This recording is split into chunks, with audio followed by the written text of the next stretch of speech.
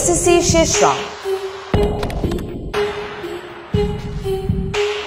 বাঁচতে হলে করতে হবে সার্ভাইভ।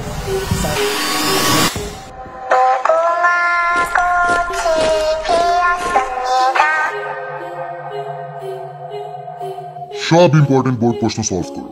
প্রশ্ন বদলায়, টপিক বদলায় না। নতুন কিছু না পড়ে শুধু ইম্পর্টেন্ট টপিকগুলো বারবার প্র্যাকটিস করো। 7 এপ্রিল থেকে ফাইনাল রিভিশন লাইভ ক্লাসগুলোতে জয়েন করো। এই সব কিছু আমরাই তোমাকে করাই।